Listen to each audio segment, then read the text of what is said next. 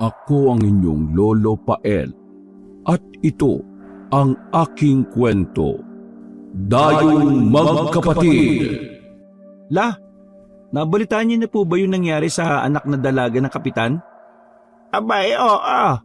Paano hindi ko malalaman napakaraming mosang dyan sa labas.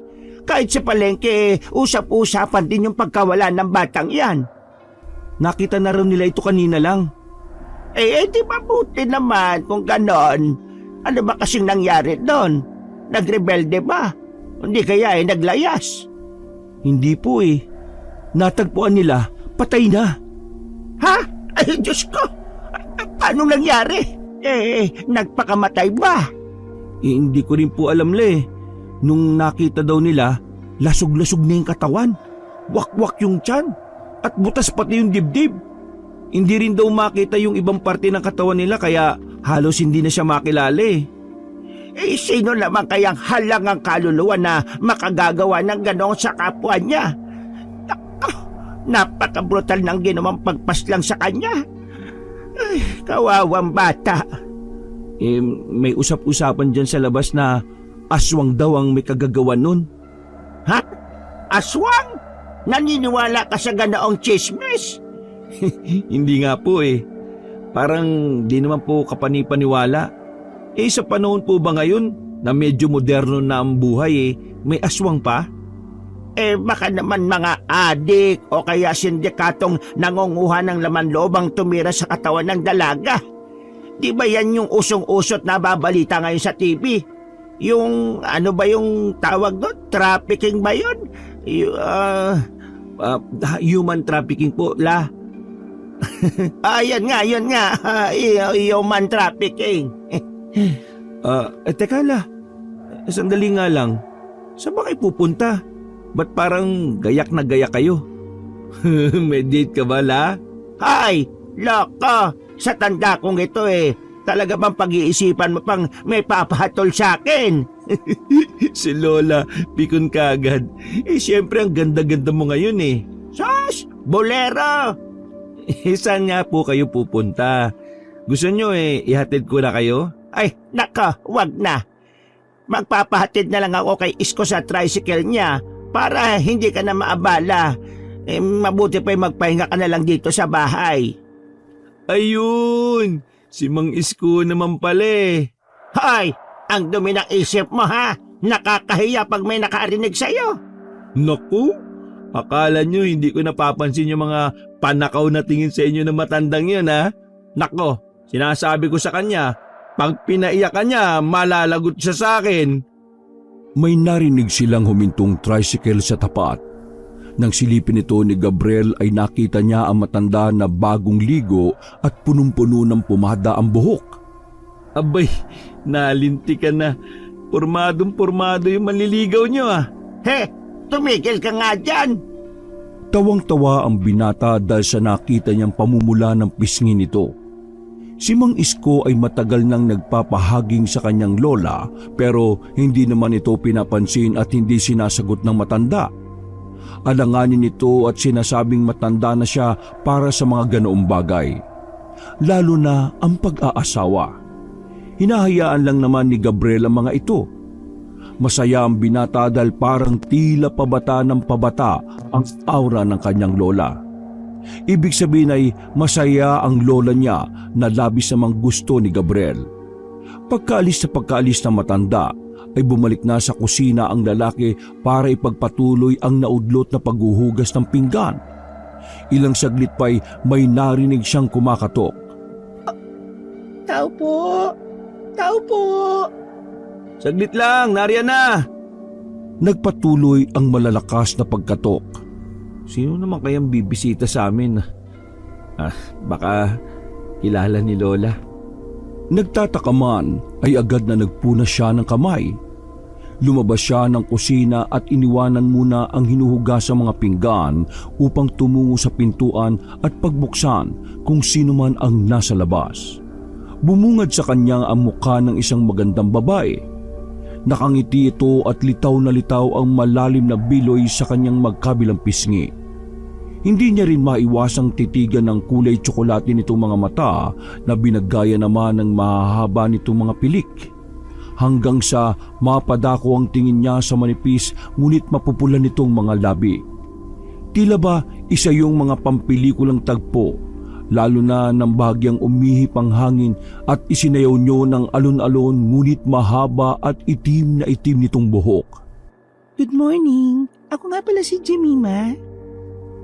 Maganda umaga. Gabriel, ako si Gabriel. Nag-aalangan pa siya kung tatanggapin niya ba ang pakikipagkamay ng babae dahil parang napakalambot nung tingnan kung ikukumpara sa magaspang at makapal niyang balat. Ngunit sa huli ay tinanggap niya na rin kahit pa nahihiya siya. Anong kailangan mo? Ibibigay ko lang sana itong ulam sa inyo. Ulam? Bakit mo naman ako bibigyan yan? Hindi naman kita kilala. Ako yung bago niyong kapitbahay. Kami yung nakatira sa dating bahay nila, Kamando. Iabot ko lang sana to sa iyo. Kaarawan kasi ng ate ko ngayon eh. Kaya lahat ng kapitbahay ay binibigyan ko ng ulam. Tuloy, makipagkilala na rin. Ganun ba? Kayo pala yun. Totoo pala yung usap-usapan na maganda yung nakatira doon? Hala, totoo ba na may ganoong chismis sa amin? Oo, narinig ko lang nung isang araw eh. Halika, tuloy ka. Pasensya ka na. Ano ba yung dala mong ulam? Kalderetang baboy. Masarap yan. Tinulungan ko si ate na magluto. Oh, salamat ha. Mukhang masarap saka napakabango. Correct. Oh, halika. Tuloy ka muna. Isasalin ko lang itong dala mong ulam. Uy, salamat ulit dito ah. Ano ka ba? Walang anuman. Pero hindi sana ako magtatagal eh. Kaso nakakaya naman tumanggi sa'yo. Uy, ba't ka mahihiya? Ayos lang no. Ako nga dapat ang maya sa'yo kasi hindi pa kasi ako nakakapag-ayos dito sa bahay eh. Uy, okay lang. Hindi naman big deal sa akin yan eh. Ako man sa oras na ganito eh, magulo pa rin ang bahay namin. Ay, siya nga pala. Dito ka na muna maupo ha. Tumuloy na si Gabriel sa kusina, hawak ang ulam na binigay ni Jemima. Iniwan nito sa sala ang bagong kapitbahay. May naiwang ngiti sa labi ng binata na di niya maintindihan kung para saan. Grabe, ang ganda niya. Biglang nasabi nito. Nang matapos ay kumuha ito ng tubig at nilagyan ng kaunting yelo sabay tinimplahan ng juice.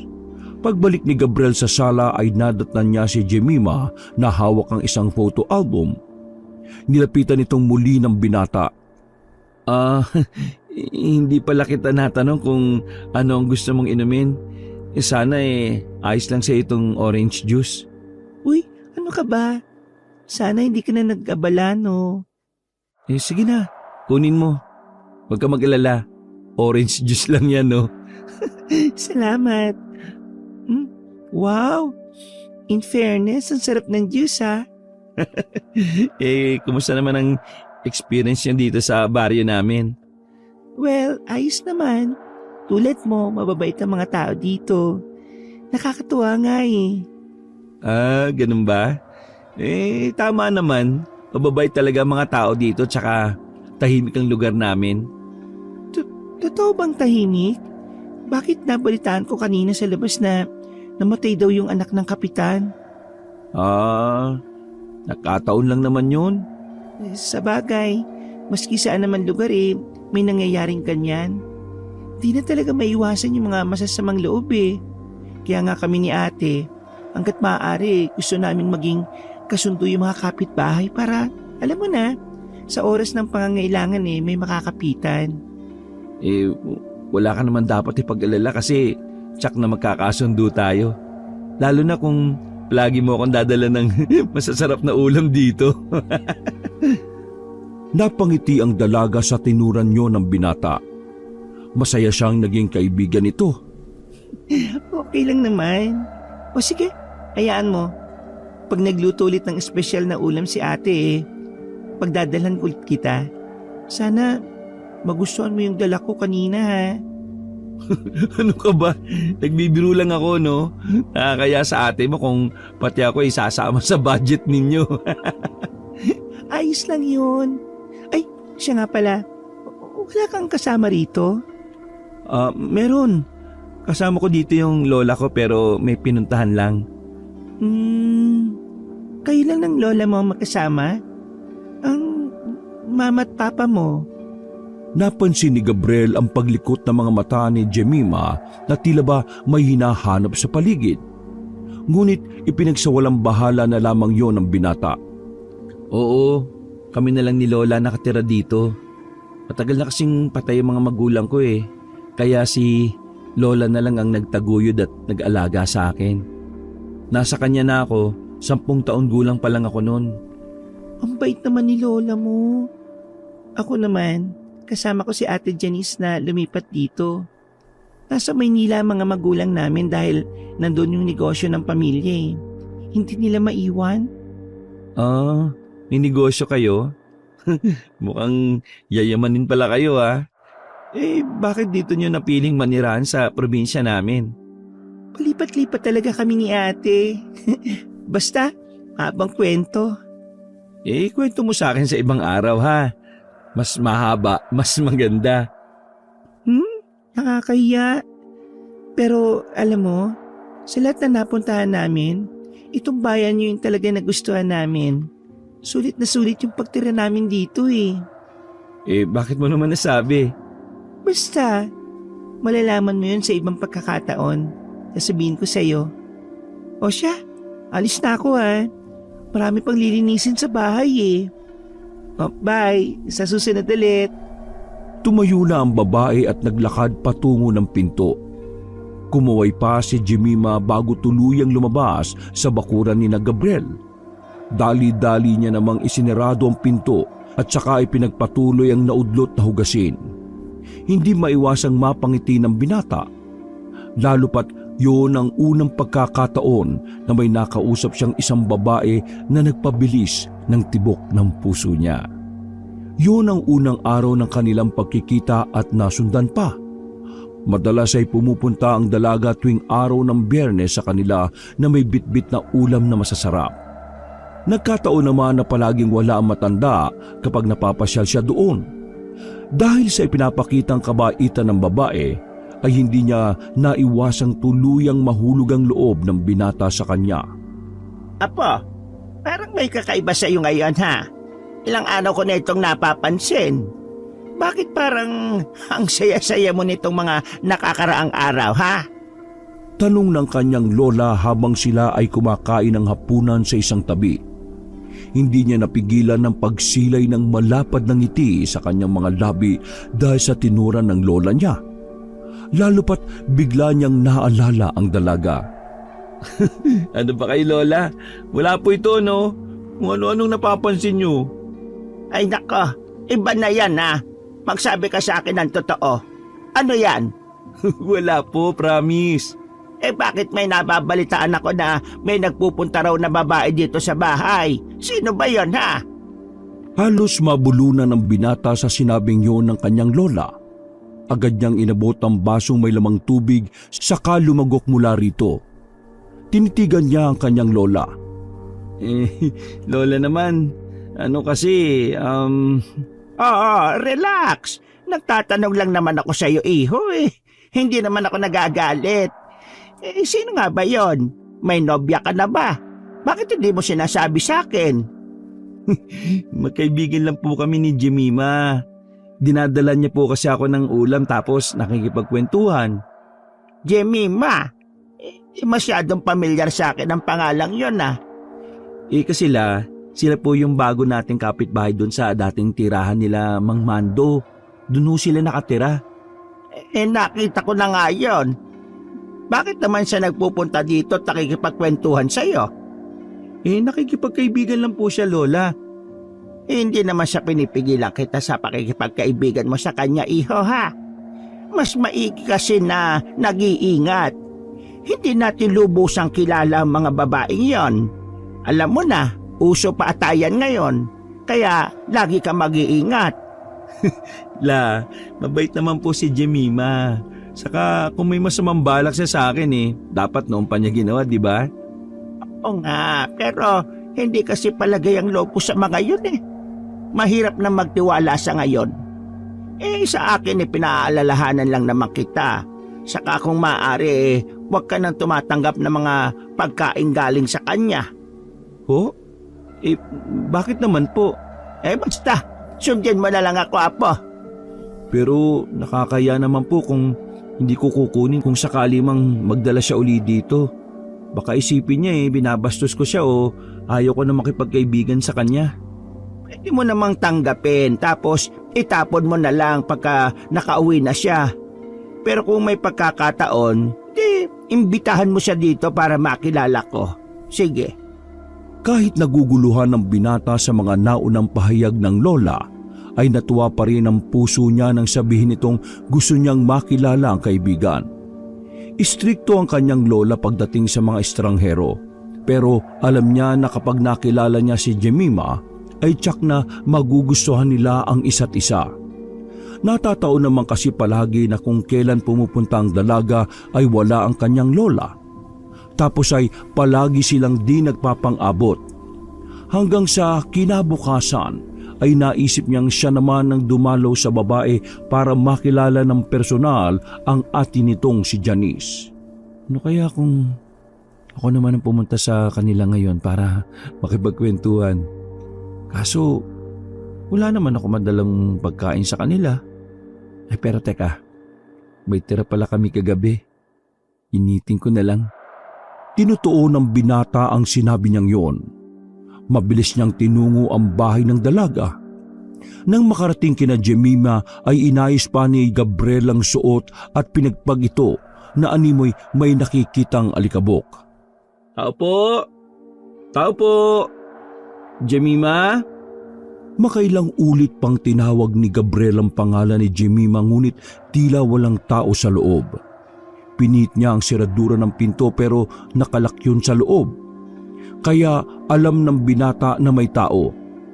Minsan pa ay tumawag siya sa bahay at kumatok.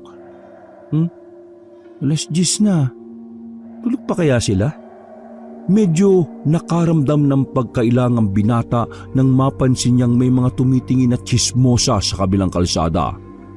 Paglingon niya ay nakita niyang nagbubulungan ng mga ito sabay tumigil nang mapansin nilang nakatingin na ang binata. Kaya alam na ni Gabriel na siya na ang pinupulutanan ng mga ito. Samantala ay ipinagkibit balikat na lamang niya ito. Ay nako, mga tao nga naman Walang magawa sa buhay Mabuti pa balik na lang ako mamayang tanghali. Nakakaya kung maistorbo ko sila sa pagtulog nila. Akmang aalis na sana ito pagtalikod niya ay nakita niya si Jemima na nasa kanyang likod. Nakangiti at diretsyong nakatingin sa kanya. Munti ka na siyang mapatalon at matapon ng dalang ulam dahil sa labis na pagkagulat. Tumawa ang babae at tila natuwa pa sa inastang yun ni Gabriel. Nervyoso. Napagalat ang adik sa kape. Sino ba namang kasing hindi magugulat? Bigla-bigla ka na lang kasing sumusulpot Teka, kanina ka pa ba dyan? Hindi kararating ko lang. Pasensya na kung nagulat kita. Ano ba kasing ginagawa mo dito sa bahay? Anong masamang hangin ang nagdala sa iyo dito? Pinagdala kita ng ulam Ito. Yun lang ba? Ba't naman nag-abala ka pa? Nakakaya tuloy. Ang totoo niyan, gusto sana kitang imbitahin sa bahay para makilala mo si Lola. Mamayang gabi, kung ayos lang sa'yo. Mabait ba yung lola mo? Baka nangangain ng tao yun Hindi naman. Siya na yung pinakamabait na lola na nakilala ko, no? Wala kang dapat ipag-alangan sa kanya. Sige. Punta ako mamaya. Wow! Talaga? Hindi nga. Mabuti naman kung ganun. Sigurado kung makikilala mo siya, tsak na magkakasundo kayo nun.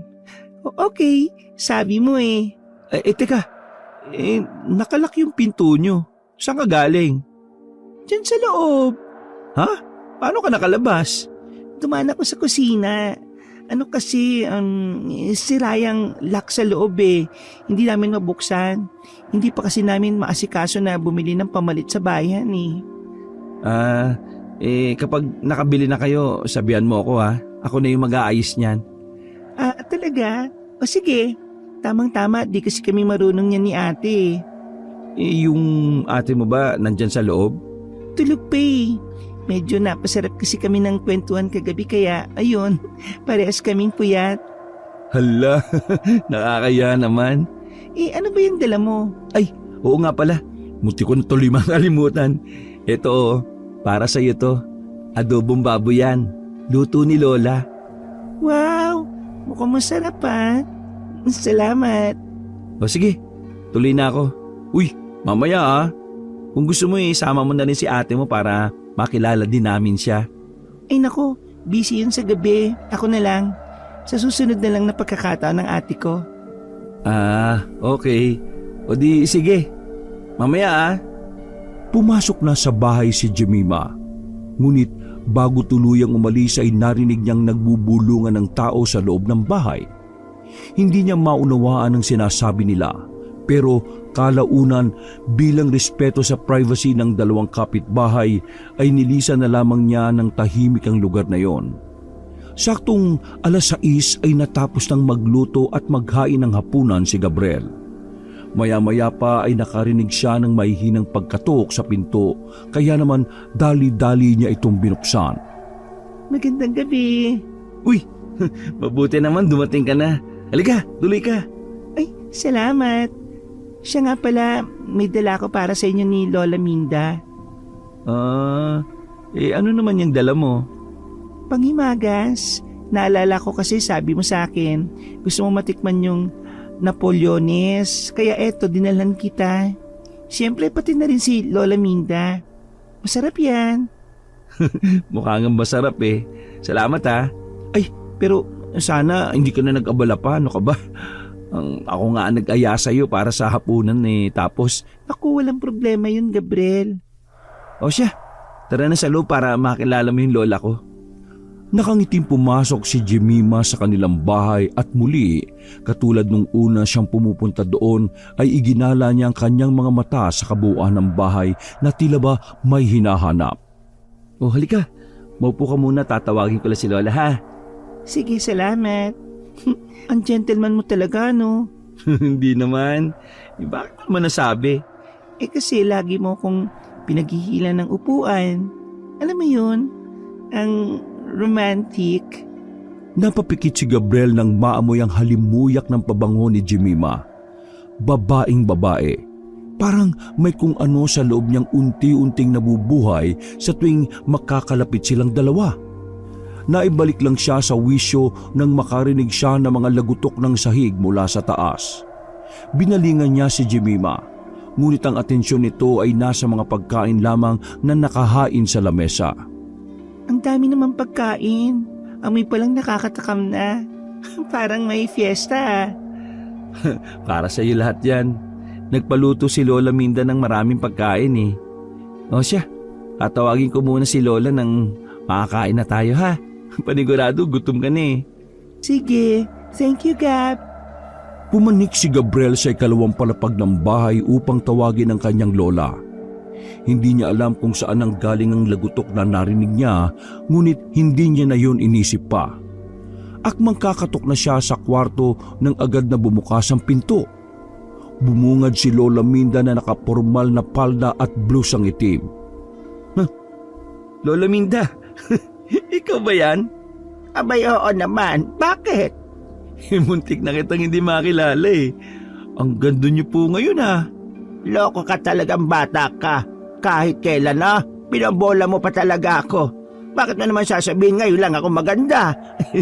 Hindi po, ibig sabihin, maganda kayo pero mas maganda kayo ngayon. Totoo po yun Lola, hindi kita binobola no. Talagang kakaiba yung aura mo ngayon eh. Parang bumata ka ng 10 taon. Ay nako, ewan ko sa iyo. Lubayan mo nga ako. O ano, nakahanda na ba yung mga pagkain? Opo La, nandito na rin po si Jemima.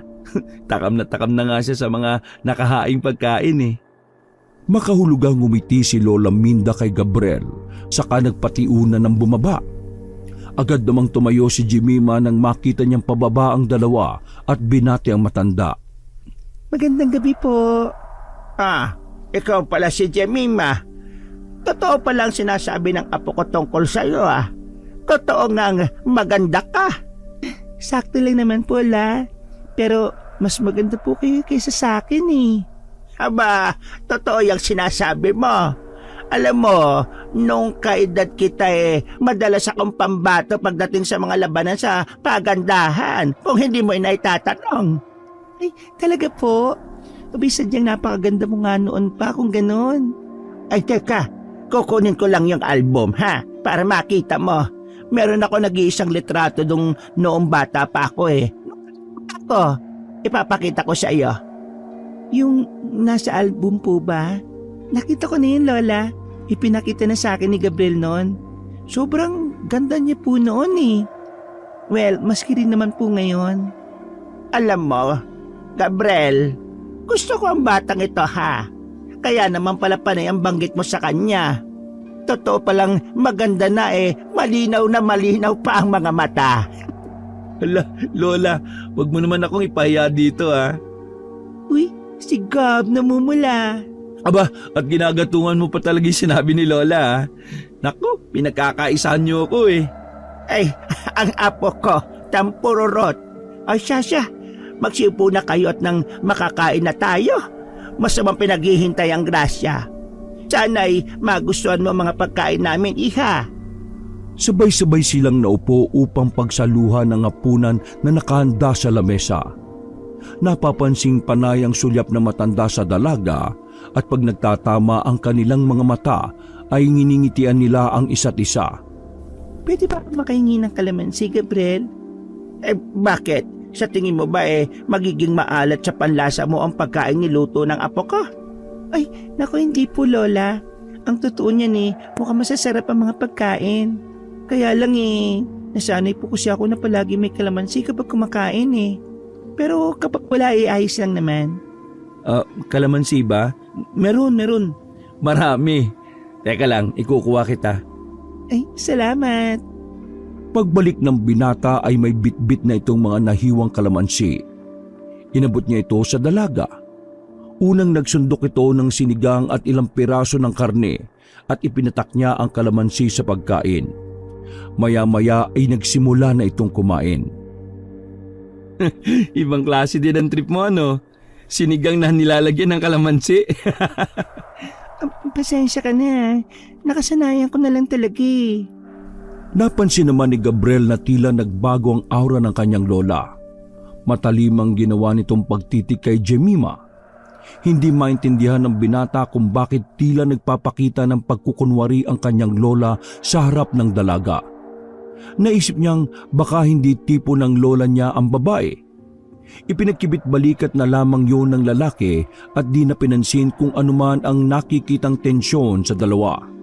Nagdasal na lamang siya na sana sa mga susunod na araw ay magkasundo sila. Dahil alam niya na hindi magtatapos ang pakikipagkaibigan lang ang relasyon nila ng kaibigan. Dahil alam niyang hindi magtatapos sa pakikipagkaibigan lang ang relasyon nila ng babae. Gusto niya si Jemima at balak na niya itong ligawan sa mga susunod na araw. Iha, eto ang tikman mo. Masarap to. Inabot na matanda ang isang mangkok ng ulam na sadyang inihiwalay na matanda para sa bisita. Gusto ko po yan, kaso sobrang busog na po ako, Lola Maaari ko bang iuwi na lang po ito para sa ate ko? Tinatanggihan mo ang inaalo ko sa iyo. Sige na. Pwede mo naman yung pigaan ng kalamansi kung nagdududa ka. Makahulugang sabi na matanda. Napakunot ang noo ni Gabriel sa narinig. Nagpalit-palit ang tingin niya sa dalawang babae na kasabay niyang kumakain.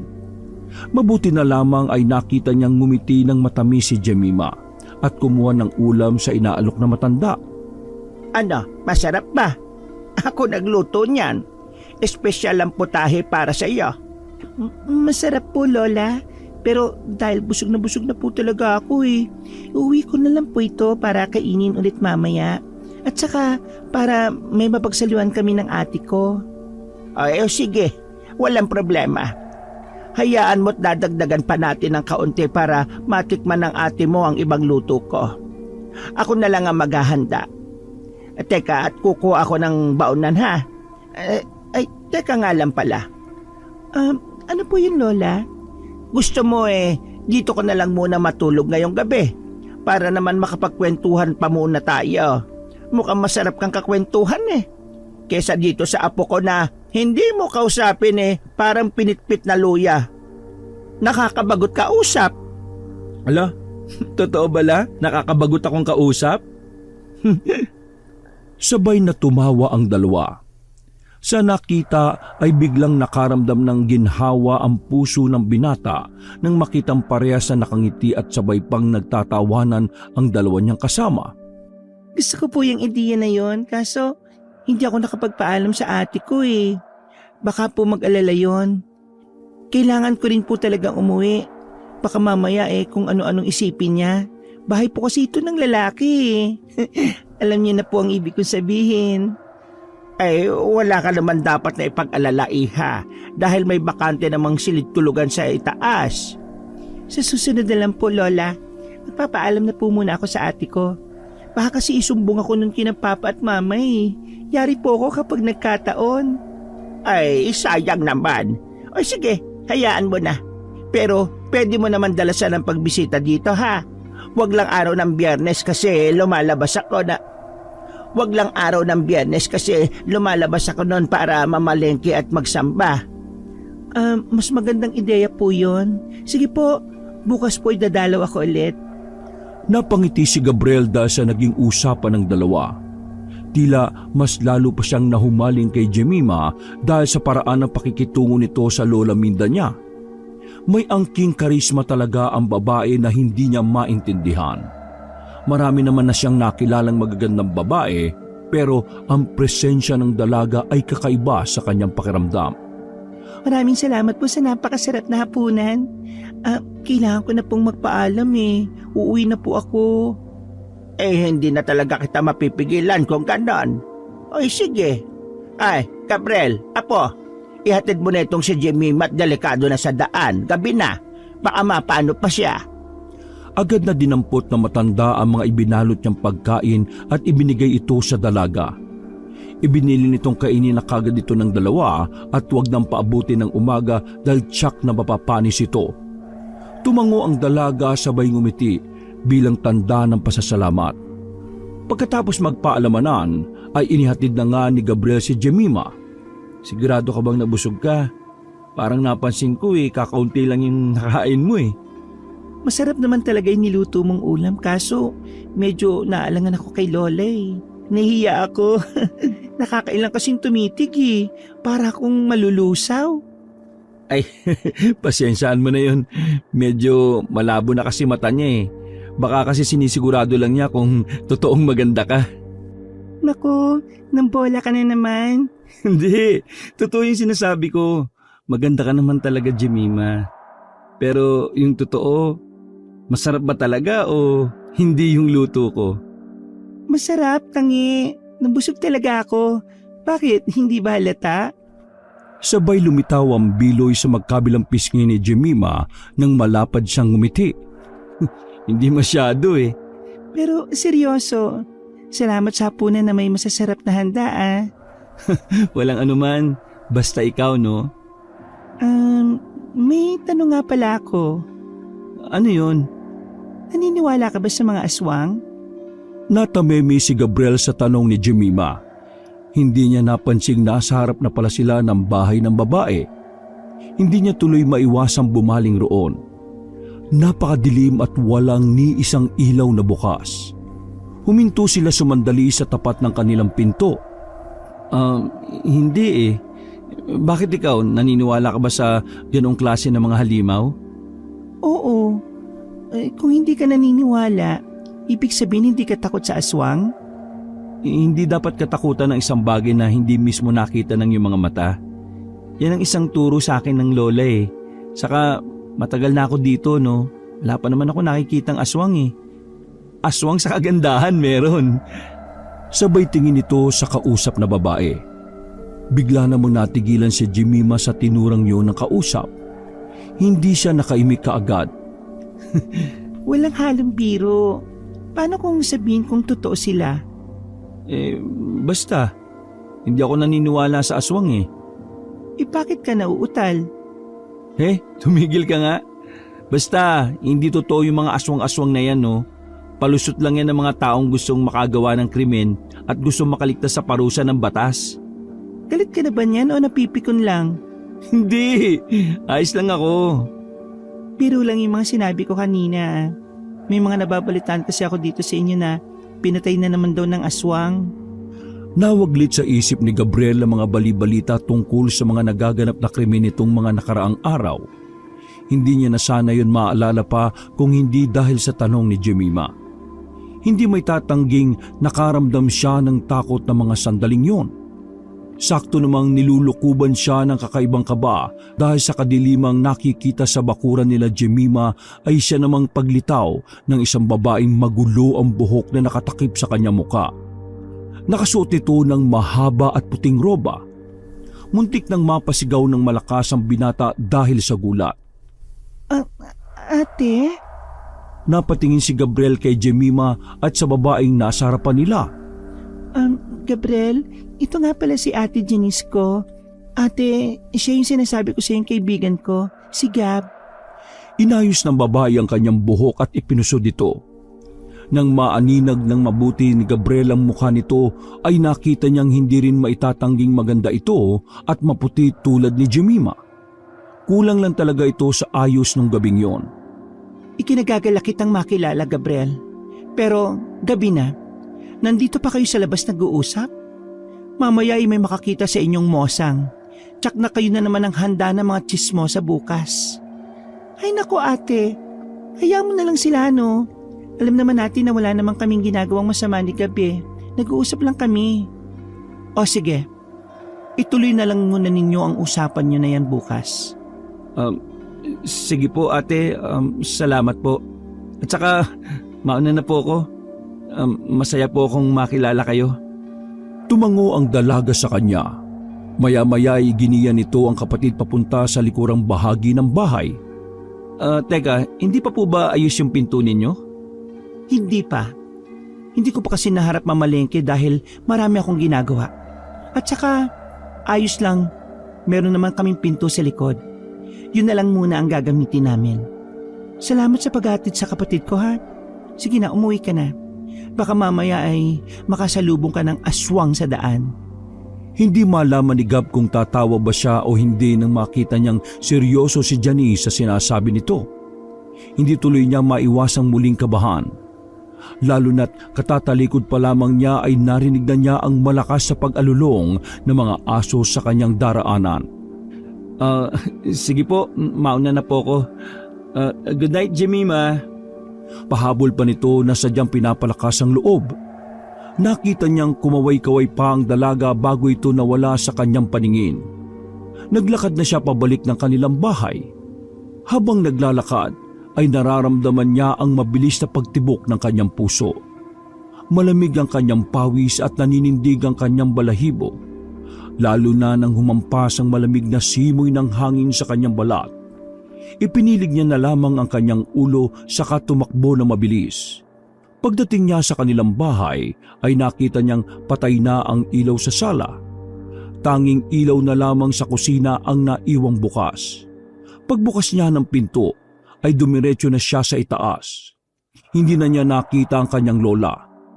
Inisip niyang marahil ay nagpapahinga na ito sa sarili niyang silid. Lumapit siya sa pinto at may narinig siyang bumubulong-bulong sa loob. Nagdarasal na ang kanyang lola Minda. Tulad ng palaging ginagawa nito. Hindi na niya ito inistorbo dahil kapag nagdarasal ito ay ayaw na ayaw nitong naaabala. Dumiretso na rin siya sa kanyang silid upang magpahinga. Hindi na siya nag-abala pang magpalit ng damit dahil sa pagod at agad nang nahiga sa kama. Katulad kanina ay nakarinig na naman siya ng mga lagutok. Hindi niya na sana yun bibigyang pansin nang naging sunod-sunod na ang mga ito at palakas pa ng palakas. Tinakpan niya ng una ng kanyang mukha ngunit hindi pa rin tumitigil ang mga ingay na yon. Hanggang sa makarinig na siya ng mga kalabog. Pinakinggan niya maigi kung saan yung nanggagaling. Pati ang dibdib niya ay kumakabog na rin dahil sa kaba. Nang tumigil na ang ingay, ay pumikit na lamang siya at pinilit na matulog hanggang sa tuluyan na nga siyang igupo ng antok.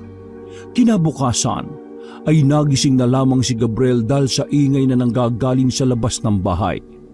Pupungas-pungas siyang bumangon at dumungaw sa bintana ng kanyang kwarto. Tanaw niya ang mga taong nagkukumpulan sa bakuran ng kapitbahay nilang si Aling Sally. Nanlaki ang kanyang mga mata nang makitang nakasalampak ang ali sa lupa at kandung nito ang wala ng buhay na katawan ng sanggol na anak. Dagli siyang bumaba at nakiusyoso. Nakisali na siya sa umpukan at nakinig sa naging usapan ng mga taong naroon. Hayop talaga mga aswang na yon. Hindi na talaga sila titigil sa pagpatay ng mga tao dito sa atin. Abay marami-rami na rin ang namamatay dahil sa kanila. Dapat siguro umaksyon na tayo. Tama, kung maaktuhan ko lang yung mga yan, susunugin ko ng buhay. Tama, pagbayarin natin sila dahil sa mga buhay na kinuha nila. Aswang po? Oo, aswang ang pinaghihinalaan namin na dumali sa mga bata at buntis dito sa atin. Nagsimula ito nang mamatay ang anak ni Kapitan. Tapos sinundan ang pagkamatay ng buntis na sila Arnie. Tapos kayo ang sanggol na anak naman ni Sally. Sa todo mo bata parang wala kang kaalam-alam sa nangyayari sa baryo natin ah. Tatlo na po ang napapatay ng aswang? Oo, yung anak ni Kapitan natagpuan kulang-kulang ang parte ng katawan at wala nang laman loob. Samantalang yung buntis at itong sanggol meron lamang marka ng maliit na butas sa tiyan at leeg. Parang sadyang sinipsip lamang ang kanilang mga dugo.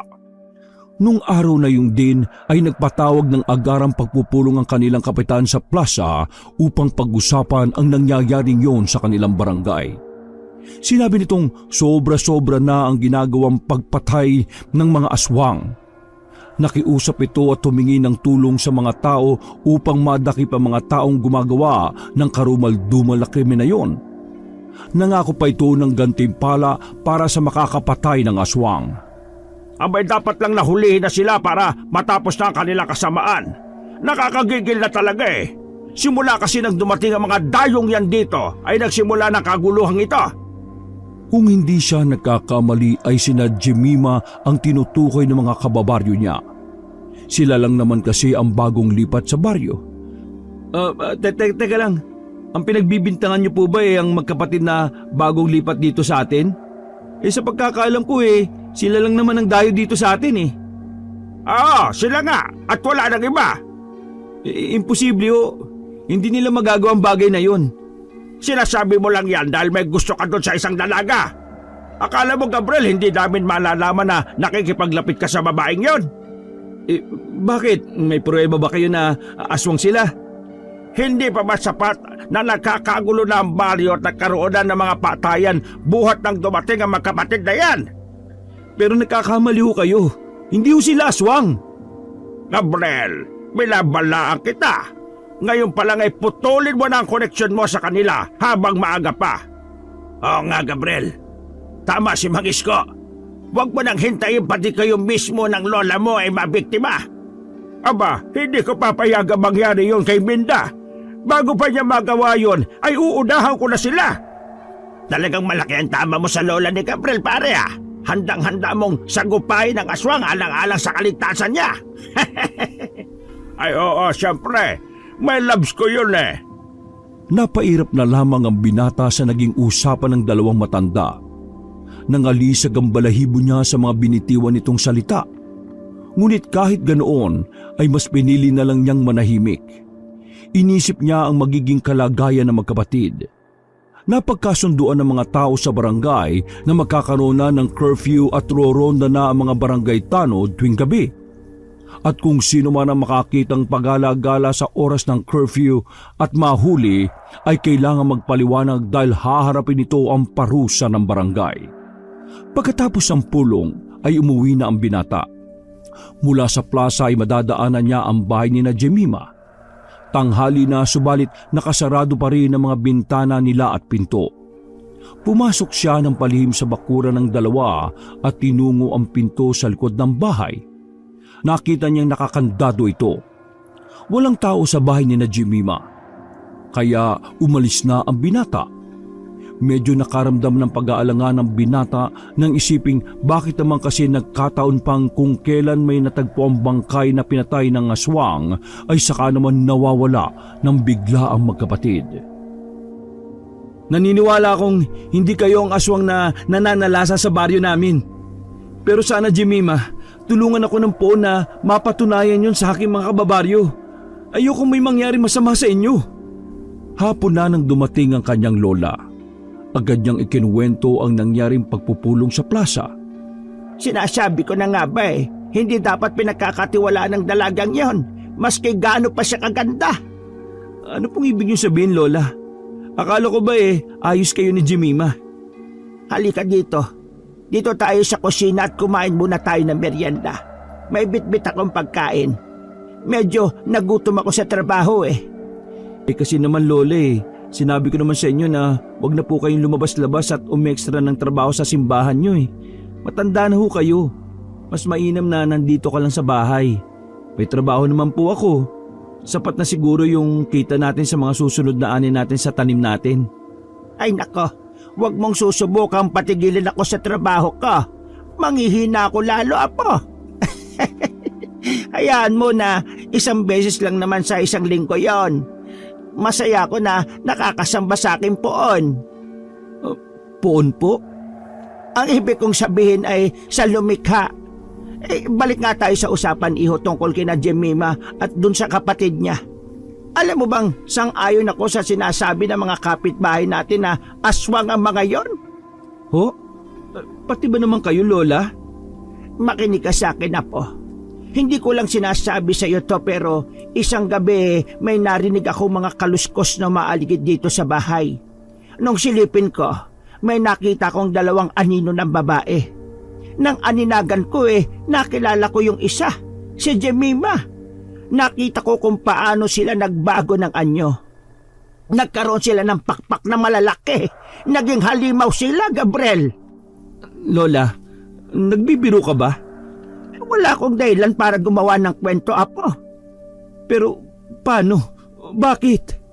Mukhang tayo ang tinitiktikan nila. Kaya mag-ingat ka. Hindi natin alam kung ano ang pakay nila sa atin. Sa iyo. Baka mamaya yung mga pagkaing ibinibigay sa iyo hinahawaan ka na pala ng pagkaaswang. O kaya ay nilalasong ka na. Mas pinili na lamang ni Gabriel na manahimik. Dahil hindi na naging maganda ang pakiramdam niya sa naririnig, ay mas minabuti niyang magpaalam na lang sa kanyang lola. Paano tong merienda na binili ko? Hindi ko naman to kayang ubusin, apo. La, huwag ka na pong magtampo. Magdadala na lang ako niyan sa kwarto. Medyo sumakit po kasi yung ulo ko Kaya doon ko na lang po yan sa silid kakainin. Ay, sige. Basta kumain ka, ha? Magtatampo talaga ako sa iyo kung hindi mo yan kakainin. Promise po. Kakainin ko po ito. O sige po, La. Sa taas lang po ako, ha? Tumango na lamang ang matanda. Matapos siyang makapagsandok ng pagkain nito ay pumunta na sa itaas ang binata. Bit-bit ang pagkain at inumin. Pagpasok sa silid ay marahan niyang ibinaba ang plato sa maliit na lamesa. Binalikan niya ang pinto at isinara yon. Sa pagkakataong gano'n na isinasara niya ang silid, ay ibig sabihin ayaw niyang magpaistorbo dahil nagpapahinga siya. Nakasanayan na nilang maglolang ganoong mga gawin ng isa't isa. Kabisado na nila ang ugali nila, kung ano ang gusto at ayaw nila. Ngunit imbis na kumain ay pinili na lamang niyang mahiga at pumikit. Hanggang sa di na niya namamalayan na siya ay makatulog. Madilim na nang bigla siyang maalimpungatan. Nang tingnan niya ang relong nakasuot pa sa kanyang braso, ay nakita niyang mag-aalas 3 na madaling araw.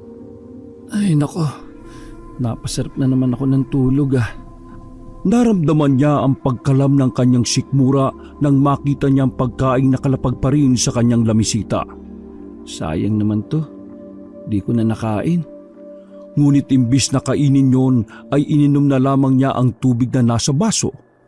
Dahil hindi na siya dalawin pa ng antok, ay pinilit niyang kunin ang librong di pa niya natatapos na basahin. Isa yung horror novel mula sa paborito nitong sikat na writer. Dumapa pa siya at seryosong binasa ang bawat latag ng mga pangyayari. Ngunit sa kalagitnaan ng kanyang pagbabasa ay biglang may narinig siya na pumukaw ng kanyang atensyon. Nung una ay binaliwala nga lang niya yon dahil akala niya ay nadala lamang siya sa binabasang aklat. Subalit nang naulit ang tunog ay bigla siyang umayos ng upo at pinakinggang mabuti ang ingay na yon mula sa labas. Malakas na pagaspas ng pakpak at sa tingin niya ay malaki yun. Parang malaking payong ng mamang sorbetero na may iba't ibang kulay tapos ibubukas sara ng mabilis. Ganon ang naririnig niya ng mga oras na yon. 7 hanggang 8 pagaspas ng kanyang bilangin. Pagkatapos noon ay biglang bumagsak yon o bumaba mismo sa bubungan ng kanyang kwarto. Tumayo agad ang binata at bumaba ng kusina. At dahil doon ay kumuha siya ng kutsilyo. Naisip niyang pwede yung panglaban kung sakali. Lalabas sana siya upang tingnan yon pero kalaunay nagbago ang kanyang isip. Dahil delikado, naisip niyang wala siyang karanasan at kakayahang makipaglaban sa mga aswang kung sakali. Nakiramdam siya sa paligid. Pero kasunod noon ay wala na siyang narinig na anumang ingay. Hindi na muna siya bumalik ng kanyang kwarto. Doon na lamang siya tumambay sa sala at nagmuni-muni. Inisip niya kung totoo ba o isang panaginip lang ang lahat. Pero napagtanto din niyang hindi pwedeng ibon lang o manok ang may ganong uri at lakas ng pagaspas. At ganon ding hindi ganoong kalakas ang kalabog na magagawa nito sa bubong. Naalala nito ang sinabi ng kanyang lola tungkol sa anyo na nakita nito sa magkapatid na Jemima at Janice. Aswang? Nang maisip niya yon, ay kaagad na naisip niya ang kanyang lola. Kaya mabilis niyang inakyat ang hagdan at kinatok ang pinto. Nang walang anumang tugon mula sa loob, ay sinubukan niyang buksan ang pinto. Nakahinga siya ng maluwag nang makita niyang payapang nakatulog ang kanyang lola. Sa suot ng paborito nitong itim na bestida. Nang makita niyang huminga naman ang lola niya, ay hindi na niya ito ginising. Dahan-dahan na lang siyang lumabas at pumuntang muli sa kusina upang magtimpla ng kape. Ngunit hindi pa man niya natitikman ng tinimpla, ay nakita niyang may nagliliwanag sa labas. Nang silipin niya ito sa bintana, ay may nakita siyang grupo ng mga tao na may hawak na sulok. Agad siyang lumabas upang tingnan kung ano ang nangyayari. Anong ibig sabihin nito? Bakit may dala kayong mga matatalim na buho at sulo? Papunta kami ngayon sa bahay ng aswang, Gabriel. Kanino? Nakita namin kanina yung Janice. Pag-alagala kahit gabi na. Kaya nakasisiguro kaming sila talaga ang aswang. Nakakasiguro po ba kayong aswang talaga sina Jemima at yung ate niya? Aswang sila at pagbabayaran nila ang lahat ng mga ginawa nila kasamaan dito sa batyo natin. Ano pong balak niyong gawin sa kanila? Pakiusap naman huwag niyo silang sasaktan. Ay nako, tumigil ka na bata. Nakapagdesisyon na kami. Pupuksain namin ang masasamang aswang na yon na sumira sa katahimikan ng baryo natin. Nang dumiretso ang mga tao papunta sa bahay ni na Jemima ay sumunod ang binata sa kanila. Pinipilit nitong kausapin si Isko at pinaninindigan niya ang pagkakakilala niya sa babaeng unang nagpatibok ng kanyang puso. Papanindigan ko po sinabi ko. Maniwala kayo sa akin. Hindi aswang sina Jemima. Kung hindi ka naniniwala, manahimik ka na lang. Hayaan mong kami sa gusto namin mangyari. Alam ni Gabriel na wala na siyang magagawa upang baguhin ang desisyon ng kanyang mga kabaryo. Nang makarating doon ng mga tao ay may 2 lalaki na magkasabay na binalya ang pinto sa harap ng bahay ng magkapatid. Ngunit hindi yun mabuksan. Lumabas kayo dyan, mga aswang! Pwede ba, Mang Isko, tumigil na kayo? Nakikiusap ako! Nang subukang iharang ni Gabriel ang katawan nito sa pinto, ay dinakma ng isang lalaki ang kanyang suot na t-shirt at hinila siya palayo sa pintuan. Kinaladkad dito. Palibas ay malaking lalaki ang kababaryo niyang yon ay hindi siya nakalaban. Dinala nila ito sa gitna ng bakuran. Sa kasawiang palad ay nagalit ang tatay ng sinasabi nilang nawawalan ng anak at pinaniniwala ang kinuha at biniktima ito ng magkapatid. Sinipa nito si Gabriel at natumba ang binata. Gumapang siya at pinilit na umupo sa lupa. Tumingala siya sa lalaki. Nanlaki ang mga mata niya nang lapitan na siya ng mga kalalakihan at may balak ang mga itong bugbugin siya. Teka, huwag niyo saktan ang binatang yan. Hindi yan ang sadya natin sa lugar na ito. Kailangan natin pasukin muna ang bahay ng aswang. Sa sinabing yon ng lalaki ay nagsilapitan na ang ilan at tumulong para sirain ang nakasaradong pintuan. Nang mabuksan nila ito ay nagulat sila nang sinindyahan ng ilaw ng bahay. Tumambad sa kanilang paningin ang katawan ng hinahanap nilang dalagita. Nasa ibabaw ito ng hapagkainan. Walang saplot na suot at wakwak ang dibdib hanggang tiyan. Galit na galit ang mga tao. Hindi makapaniwala si Gabriel sa kanyang nasaksihan. Hindi to totoo! Ano, binata? Naniniwala ka na? Panay ang iling niya at may namuong luha na rin sa kanyang mga mata. Hindi niya magawang paniwalaan kung ano ang nakikita ng kanyang mga mata. Nasasaktan siya ng labis. Kung totoo man na aswang nga si Jemima, ay pakiramdam niya tinraidor siya ng dalagang iniibig. Masalamat ka. Kung hindi dahil sa lola mo hinayaan na kitang mabugbog kanina. Sige na, umuwi ka na. At baka kung mapano ka pa rito. Hindi natin alam kung ano ang magiging takbo ng utak ng mga tao. Kinuha na matanda ang kanyang kamay at inalalayan siyang makatayo. Mabilis niyang iniwan ang lugar na yun at pauwi na siya sa kanilang bahay. Ngunit bigla siyang natigilan nang may makitang anino na tila nagtatago sa likod ng mga puno sa kanilang bakuran. Mabilis niyang pinuntahan yun at nakita niya ang ate ni Jemima. Ikaw yung ate ni Jemima, di ba? Oo, ako nga, Gabriel. Tulungan mo ko. Nagkakamali ang mga tao. Hindi ako aswang. Kaya lang naman ako nasa labas ng gabi dahil hinahanap ko ang aking kapatid. Nawawala si Jemima. Ano? Paanong nangyari? Hindi ko alam.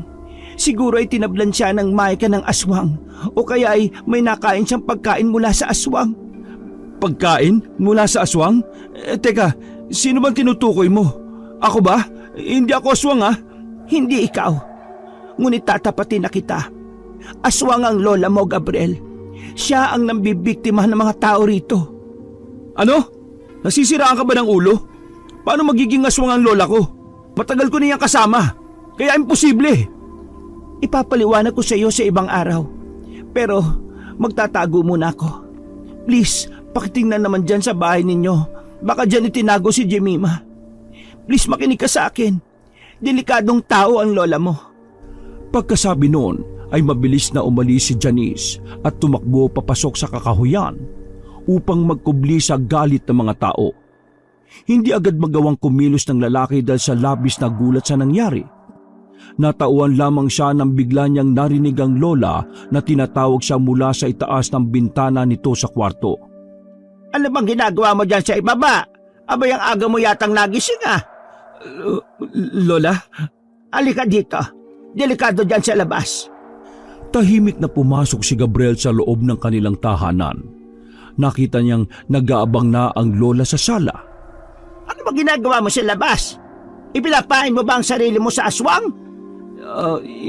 Hindi naman po, Lola. Pero tinutugis na po ng mga tao yung aswang Anong sabi mo? Tama po, narinig nyo.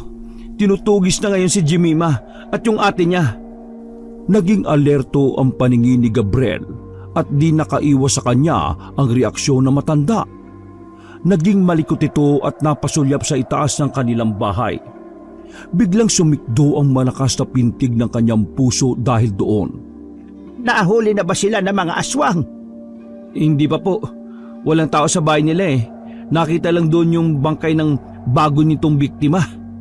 Sinasabi ko na nga ba di mapagkakatiwalaan ng mga dayong yon.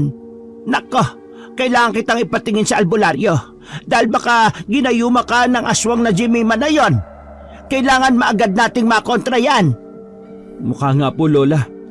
Dahil kanina nung nandun ako sa bahay nila nagawa ko silang ipagtanggol na hindi ko man lang naiisip na maaari kong ikapahamak yun. Nabugbog ako ng konti, Lola. Ano?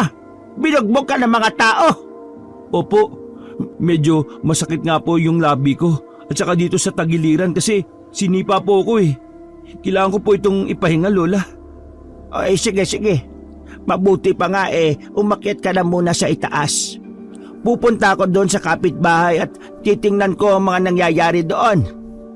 Sige po, Lola. Nang makita niyang lumabas ang kanyang lola ay agad siyang umakyat sa ikalawang palapag at tinungo ang silid ng kanyang lola. Wala naman siyang nakitang anumang palatandaan doon ni Jemima. Maya-maya ay lumipat siya sa bakanting silid. Jemima? Nariyan ka ba? Kinatok nito ng paulit-ulit ang pintuan at sinubukan nitong buksan ngunit sarado. Jemima, nakikiusap ako. Kung nariyan ka sa loob ng kwarto, magsalita ka! Bumalik siya sa silid ng matanda at naghalugog doon. Nakita niya ang piraso ng susi na nakalapag sa drawer ng matanda. Nabuhayan siya ng loob nang magbukas ang saradong silid na yon. Agad niyang tiningnan ang kabuuan nito. Doon niya nakita na sira na ang buong itaas. Nakapagtataka, hindi ito sinasabi sa akin ni Lola. Hindi kaya... Naglakad siya papasok sa nasabing silid. Mamasa-masa pa ang sahig noon kaya nag-ingat siya sa pag-akbang. Nang matuon ang pansin niya sa cabinet, may nakita siyang puting tela na naipit sa dalawang sarado nito. Jemima? Binuksan niya ang cabinet at nakita niya ang dalaga na walang malay. May mga marka ito ng kalmot sa kanyang katawan. Ang damit na suot noong nakikain ito sa kanila ay suot pa rin ng dalaga. May mga punit ito at madumi. May mga bahay dito ng dugo. Agad niyang inilabas doon si Jemima at binuhat niya papasok sa kanyang silid. Inihiga niya ito sa kama. Pagkatapos bumalik siya sa labas upang isarado ang kwartong yon. Inayos din niya ang mga gamit sa loob ng silid ng kanyang lola at ibinalik doon ang susi. Saka siya bumalik sa silid at isinarado niya ito. Malakas ang hingal niya ng mga oras na yon at mas lalo pang lumakas nang marinig niya mga taong paalis na sa bahay nila Jemima. Sinilid niya ang mga ito sa bintana. Nakita niya ang kanyang lola nakausap si Mang Isko at nakikita niya ang pagkadismaya sa mukha nilang dalawa. Sinungaling ka, Lola. Aalamin ko ang totoo. Agad na kumilos si Gabriel upang umalis. Nang makita niyang nakapasok na sa loob ng bahay ang matanda, ay dumaan siya sa teresa ng kanyang kwarto upang hindi siya makita ng lola niya. Hahanapin niya ang ate Janice ni Jemima para ipaalam ang kalagayan ng kanyang kapatid. Nakauwi na ang mga tao sa kanilang mga tahanan. Putok na rin ang araw sa silangan. Sa likuran na siya naglakad para sundan sana ang tinahak ng direksyon ng babae. Akala ko nakakatakot ang bahay nila Jemima dahil madilim. Yung pala mas nakakatakot ang lola ko. Natanaw niya ang bahay ng pinaghihinalaang aswang. Sa di sinasadyang pagkakataon ay nakita niyang pumasok sa bahay si Janice. Ginamit nito ang pinto sa likod ng bahay. Ate Janice! Nanlaki ang mata ng babae nang marinig ang tawag sa kanya. Nakita nito si Gabriel at sumenyas itong huwag siyang maingay sabay kinawayan upang lumapit. Nakita mo ba? Nandun ba ang kapatid ko? Oo, itinago siya ni Lola sa bakanting silid. Pero nailipat ko na siya sa kwarto ko. Puntahan natin. Ayos lang ba siya? Anong ginawa niya sa kapatid ko? Ayos lang po siya. Wala lang po siyang malay pero buhay si Jemima. Sige, dalin mo ako sa kanya. Hindi pwede ate. Hinahanap ka ng mga tao. Parehas kayo masasaktan kung makikita nila kayo sa bahay. Halika, pumasok ka muna dito sa loob. Dito tayo mag-usap. Kumusta? Ligtas po ba tayo dito? Nanggaling ang mga tao rito. Di na sila babalik dalang alam nila ay tumakas na kami. Pumasok sila sa isang kwarto at nakita ni Gabriel ang mga nagkalat na mga ugat ng halaman. Mga boteng hindi niya alam kung ano ang laman at isang libro na nasa gitna ng kwarto na nasa harap ng isang altar. Ano po mga ito? Hindi ba sinabi ni Jemima sa iyo ang tunay na pakay namin dito sa baryo ninyo? Ano po bang ibig niyo sabihin? Hindi ko maintindihan eh. Isa akong albularyo at katulong ko si Jemima sa paggagamot. Ang lola mo, siya ang pakay namin dito sa baryo ninyo. Pero kayo po ang tinuturing ng dahilan ng mga pagpatay dito sa baryo nitong nakaraan ng mga araw. Alam ng lola mo kung bakit kami narito. Gumawa siya ng gulo upang mapalayas kami magkapatid. Nagsimula ang gulo at pagpatay buhat ng unang araw namin dito.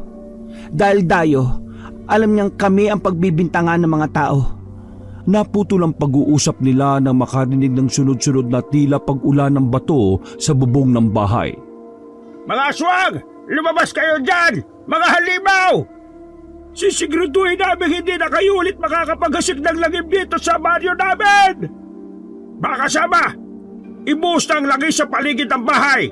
Kailangan na natin puksain ang mga aswang na ito na walang habas na pumapatay sa mga kababaryo natin. Masusunog kayo ng buhay dyan kung hindi kayo lalabas. Alam naming nariyak kayo.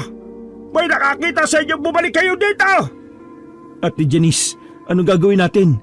Hindi tayo makakaalis dito. Napapalibutan nila tayo. Huwag ka matakot. Akong bahala. Haharapin ko sila. Ikaw, tumakbo ka na. Dumaan ka sa likod. Ayokong pati ikaw ay madamay dito. Naamoy nila ang amoy ng gasolina na ibinubuhos sa harap ng kanilang bahay. Bilisan mo at baka maisama ka sa pagtupok nitong bahay. Opo, sige po. Sumunod ka lang sa akin at hindi ka mapapano. Naintindihan mo?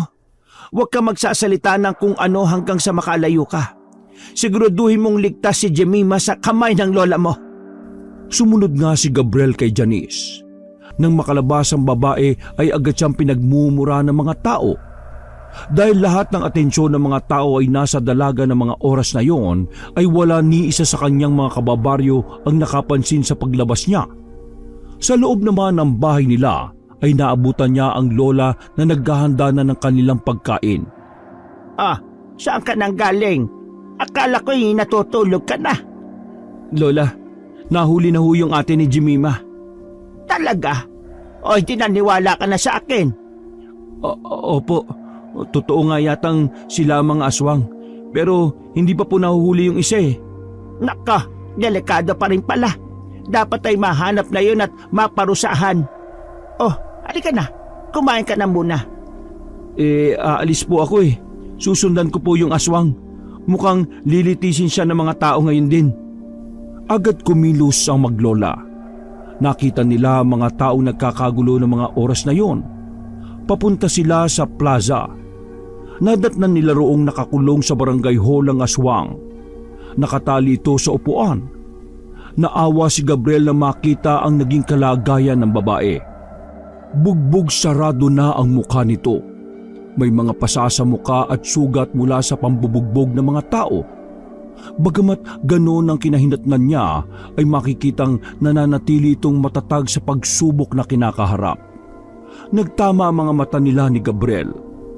Nakita nitong bumubulong ito sa kapitan. At kasunod noon ay pinapasok ang lalaki sa loob. Isinara ang mga bintana ng opisina ng punong barangay. Mula sa loob ay wala nang nakarinig ng kanilang pag-uusap. Kap, sobra naman yata yung ginagawa niyo dyan sa tao. Umiling ang lalaki. Sinabi nitong kulang pa yon para sa lahat ng mga napatay nito. Saka naggalit ito kay Gabriel at sinabing hindi nito bibigang halaga ang anumang sasabihin ng binata. Kaya ko pong patunayan na hindi aswang si Jemima at ang ate niya, Kap. May pruweba po ako. Biglang naningkit ang mata ng kausap at agad siya nitong kinwelyuhan. Hinayaan lang yun ni Gabriel.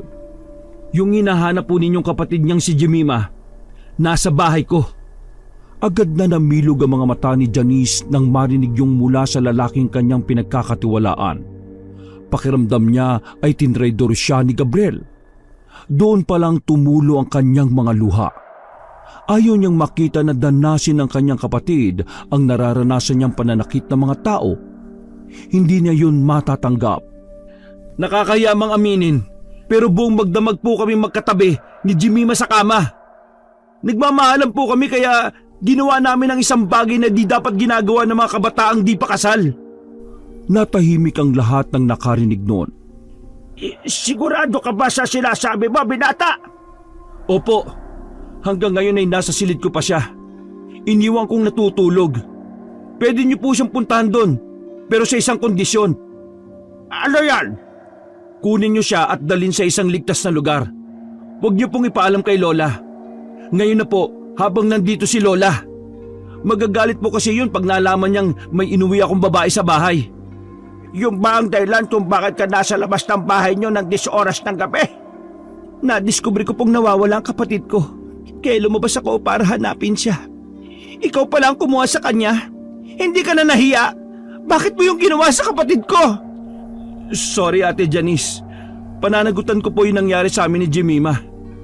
Agad na inutusan ni Kapitan ang dalawa niyang tanod para puntahan ang dalaga. Pagkatapos ay kinausap silang dalawa ng masinsinan ni Mang Usting. Handa na itong makinig sa kwento naman ng dalagang inakusahan nilang aswang. Habang sila'y nag-uusap, ay nagkasundo sila sa isang bagay. Nakahinga ng maluwag si Janice, pero hindi naman mapakali ang binata. Hindi pa man naisasagawa ang kanilang plano, ay natatakot na siya para sa kahihinatnan ng kanyang lola. Lingid sa kaalaman na matanda ay ikinasana ang paghuli sa kanya sa akto. Alam ni Janice na dahil nawawala pa si Jemima ay hindi ito hihinto sa pagpaslang. Gabi ay nagkunwaring nagpapahinga si Gabriel. Dinala na lamang niya ulit ang pagkain sa loob ng kanyang kwarto at nagpaalam na doon na lamang niya kakainin ito. Pero sinadya niya yon dahil bilin sa kanya ni Janice na wag na munang kakain ng pagkain inihahanda ng kanyang lola. Dahil yon ay nilalagyan ng pampatulog. Ayon na rin sa naging pagsusuri nito sa inuwing pagkain ni Jemima galing sa kanila. Nanatili siyang gising hanggang sa narinig na naman niya ang lagutok na naririnig sa silid ng kanyang lola. Narinig niyang may binuksang pinto ang lola. Nakatakas ang babae. Hindi maaari. Saan nagsuot yon? Narinig niya ang malakas sa pagdadabog ng kanyang lola. Narinig niyang malapit sa silid ang matanda. Agad niyang binawasan ng pagkain at inilagay yon sa ilalim ng kama. Tapos ay nagkunwari siyang tulog na tulog. Nasa na yung babaeng yon? Paano nakatakas yon? Isinara nito ang pinto. Maya-maya ay narinig niya ang pamilyar na pagaspas. Nang wala na siyang naririnig, ay agad siyang bumangon. Hindi man gusto ni Gabriel ang gagawin, ay minabuti niya na lang na sumunod sa utos ni Janice. Dali-daling nag-ikot sa kanilang bahay at hinanap kung saan ang kalahating katawan ng kanyang lola. Sa kabilang dako, kumubli naman si Janice kasama ng iba pang mga tanod sa isang kubo na malapit sa bahay ng buntis na ipinahain nila sa manananggal. Hinintay nila ang tamang oras ng pagsalakay ng naturang aswang. Maya-maya ay narinig nila ang paparating na malalakas na paggaspas ng pakpak at dumapo yon sa bubong ng bahay nila Delia. Nagsimula ng kumaluskos ang mahaba nitong kuko. Palibhas ay gawa lamang sa kugo ng bubong ay hindi mahirap dito na sirain ito at masilip sa loob ang natutulog na buntis. Bilisan mo, Gabriel. Sana'y sumunod ka sa naging usapan natin. Kailangan mapuksaan ang malupit na aswang na ito. Nakita ni Janice na lumabas ang asawa ni Delia at nagsimulang maghagis ng asin sa bubong at sa paligid ng bahay. Pumainlan lang ang nakakilabot na angin ng matandang aswang. Tandang Minda! Tayo ang magtaos! Hawak ang buntot ng pagi ay lumabas si Janice sa kanyang pinagkukublian. Agad naman napatingin sa kanya ang nanlilisik na mga mata na matanda. Tanging malakas na pag-angil nito ang kanyang narinig. Halika rito! Ako ang harapin mo!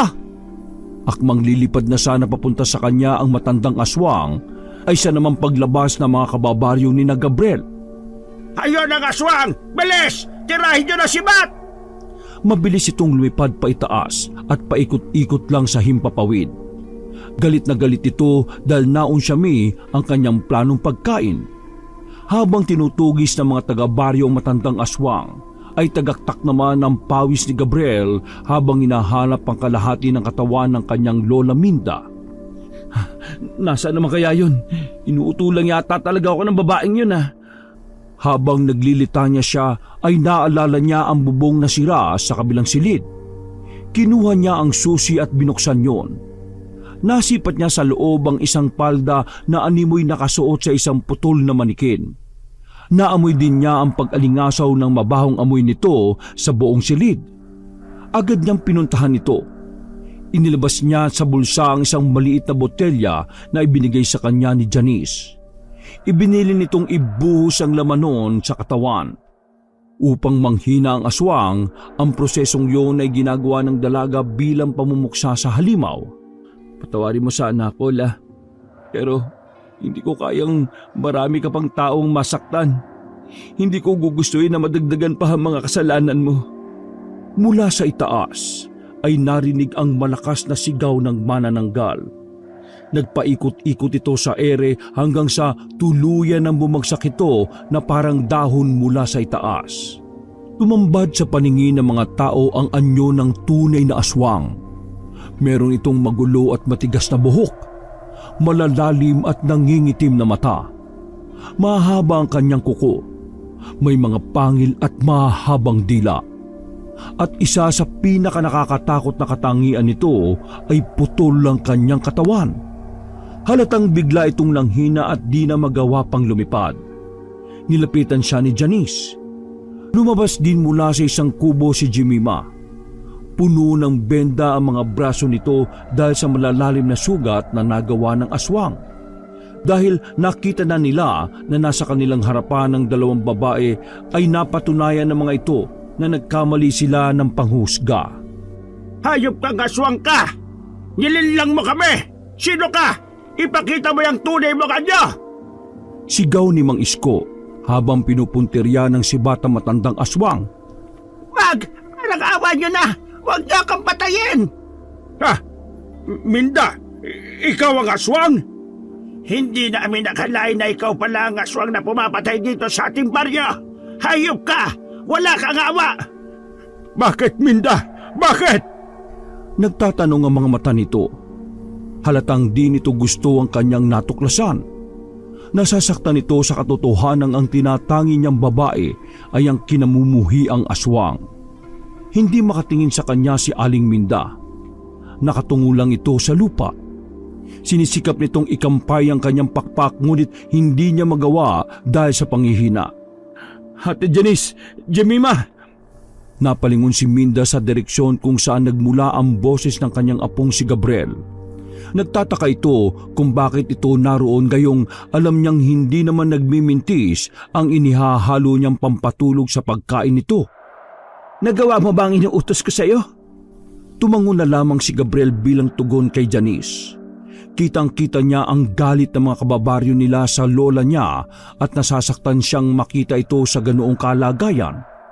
Hindi niya namalaya ng pagtulo ng mumunting butil ng luha sa kanyang mga mata. Tama na! Magsitigil na kayo! Hinarap ni Janice sa mga tao na siya namang ikinagulat ni Gabriel. Ate Janice? Huwag niyo siyang saktan! At bakit hindi, Ineng? Sinira niya ang maganda naming samahan at pinatay ang iba naming kababaryo. Sa tingin mo ba palalampasin namin yon? Kailangan namin ng hustisya para sa mga naging biktima niya! Naiintindihan ko po, pero tapos na ho ang laban. Paano matatapos buhay pa ang matandang yan? Ginawa na ni Gabriel ang nararapat na gawin. Hindi na makakabalik si Aling Minda sa kanyang katawan dahil pinatay na ito ni Gabriel. Matatapos na rin ang buhay ng matanda kapag sumapit ang umaga ang usting. Paano mo naman kami masisigurong mamamatay ang aswang na yan? Apo niya itong si Gabriel. Sabihin mo nga, makakaya niya ba talagang patayin ang kanyang sariling lola? Tama po kayo. Mahal na mahal ko ang lola ko. Pero hindi ko po masisikmura ang ginagawa niya. Gusto ko matigil na siya sa pagpatay ng mga inosenteng tao. Dahil sa mga narinig ay mas lalong tumindi ang galit ng aswang. Dahil doon ay naipon niya ang natitirang lakas at akmang susugurin ng traidor na apo. Ikinampay nito ang pakpak at gigil na lalapit kay Gabriel. Napansin agad ito ni Janice. Kumilos siya at inumang ang buntot pagi na hawak. Sa saktong distansya ay mabilis niyang hinila ang binata at nakipagpalitan ito ng pwesto. Sinalubong niya ang aswang at walang tigil nitong nilatigo ang matanda. Napaluha na lamang si Gabriel sa isiping papatayin ng mga taong ito ang kanyang Lola Minda. Ni sa hinagap ay hindi niya naisip na sa isang iglap ay magbabago ang kapalaran nilang maglola. Kung sana lang ay hindi niya nalaman na aswang pala ang kanyang lola. Hindi sana mangyayari ang lahat ng ito sa kanila. La, patawarin mo ako. Hindi ko gustong saktan ka. Hindi ko gustong kampihan sila. Pero ayaw ko ring mas lalo ka pang mapasama. Hindi sumagot ang matanda. Sa halip ay umangi lamang ito dahil patuloy na nasasaktan. Tiningnan niya ang kalangitan. Unti-unti nang sumisilip ang liwanag. Mahal na mahal kita. Patawarin mo ko lang sa nagawa ko, ha. Sorry po. Unti-unti nang nagbabago ang anyo ng kanyang lola at bumabalik na ito sa pagiging tao. At dahil nga hindi na makakabalik pa sa kanyang katawan ng matanda, ay unti-unti na nga itong nanghina ng labis. Apo, patawarin mo ako. Lola, Paalam, Gabriel. Mahal na mahal kita, apo ko. Biglang sumuka ng napakaraming dugo ang matanda. Maya-maya pa ay may biglang lumabas na maliit na itim na bilog na sinlaki ng holen sa kanyang bibig. Pinulot naman ito ni Gabriel. Nagsimula na ngang sumikat ang araw at kasabay nito ay unti-unting pagkamatay ng aswang sa baryo. Isang araw nakalipas ay makikita sa harap ng isang puntod si Gabriel at Jemima. Patawarin mo sana ako, Gabriel, kung sinapit mo ito dahil sa amin. Tumingin sa kanya ang luhaang mata ng binata. Yung pakikipagkaibigan ko sa iyo, totoo lahat yon. Hindi yung kasama sa plano para mapuksa namin ng aswang. Pero kung hindi mo ako mapapatap... Paano niyo nalaman na may aswang dito sa baryo namin? May kamag-anak kami rito. Siya ang unang nakakita ng aswang. Naaktuhan niya ito nang pabalik na sa bahay ninyo. Kaya alam niyang aswang ang lola mo. Siya ang lumapit sa amin para puksain ang pamiminsala nito sa inyong baryo. Sino siya? Yung may-ari ng bahay na tinutuluyan namin. Yun ang dahilan kung bakit umalis sila rito pansamantala sa baryo ninyo. Tumangulang ang lalaki. Sabay talikod sa dalaga. Humakbang na ito palayo na laylay ang mga balikat. Gabriel, patawarin mo ko, ha. Muling lumingon sa kanya ang lalaki. Wala kang dapat na ihingi ng tawad. Ginawa ko lang yung tama. Mamaya ibabalik na ako sa ate ko sa lungsod. Aalis na kami. Gusto ko sanang magpaalam sa iyo, kaso... Oh, bakit ka naman magpapaalam? Sino ba ako sa iyo? Ano bang meron tayo? Ano kasi... Huwag mo nang sabihin. Hindi pa ito ang tamang panahon para pag-usapan ng bagay na yan. Jemima, hindi ko pa alam kung kailan ako tuloy ang makakabangon sa nangyari. Sana patawarin mo ko. Naintindihan kita. Sige, salamat, Gab. Aalis na ako. Paalam. Tumalikod na ang dalaga. Nakatayo lang ang lalaki habang pinapanood ng tuluyan ng pag-alis ng babaeng una niyang minahal. Gusto man niya itong pigilan at yakapin ng buong higpit ay hindi niya magagawa. Panahon nang nagsasabi kung kailan maghihilom ang lahat ng mga sugat. Samantala, habang papaalis ang sasakyan ni Jemima ay kumakaway ang mga tao sa kanila. Ang ilan ay pinahihinto pa sila para magbigay ng mga regalo, prutas at gulay sa mga dalaga. Tanda yon sa pasasalamat nila sa di malilimutang tulong sa kanila ng dayong magkapatid. Wakas!